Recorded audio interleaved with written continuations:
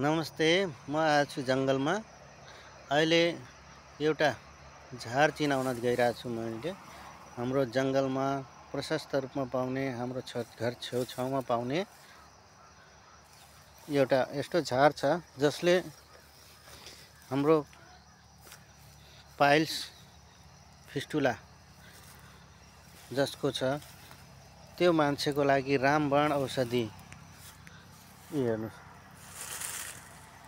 यो झार है, यो झार, यसलाई राम्ररी चिन्नुहोस्। यसलाई असारेको पात पनि भनिन्छ। यसको बास्ना महँगो राम्रो आउँछ। असारेको पात, यसको पात खाने हो।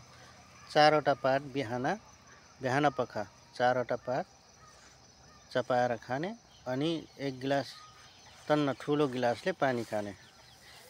यति गर्दाखेरि तपाईको 15 दिनसम्म, नियमित 15 दिनसम्म सेवन गरेपछि तपाईको पाइल्सको समस्या कम हुँदै जान्छ, फिस्टुला पनि कम हुँदै जान्छ।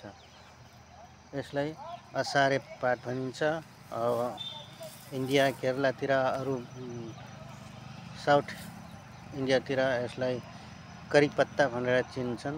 करीपत्ता भनेर यसको मसलाको रूपमा नै युज गर्छन् है। तरकारीमा हालेर मसलाको रूपमा नै युज गर्छन्।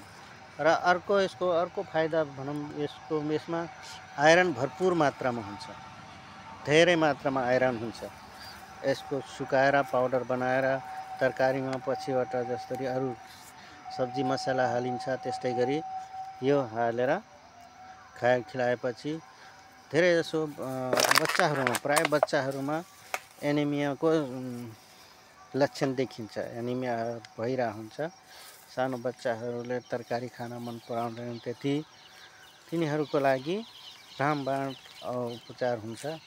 त्यो एन्टी एनेमिक पनि हुन्छ है। रगत बढाउँछ। रगत बढाएपछि एनिमिया पनि हट्छ। र यसको वैज्ञानिक नाम म तपाईहरूलाई जानकारी गराउनेछु। नेपालमा यसलाई असारेको पात, थारूमा कच्निमिया, निमभेरिया पनि भन्छन्। अर्को यसलाई मिठी निम पनि भन्छन् है। हस्, आजको लागि यति नै।